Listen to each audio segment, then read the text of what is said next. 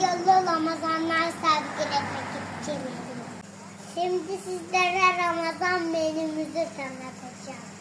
1 kilo silor, 1 kilo erişte, 1 kilo tereyağı, 1 kilo yemeklik yağ, 1 kilo hurma kurusu, 1 kilo savşat golcala, yarım kilo dut pekmezi, 2 kilo mısır unu. Kalite tesadüf değildir. Ağzının tadını bilen organik kardeşler de bilir.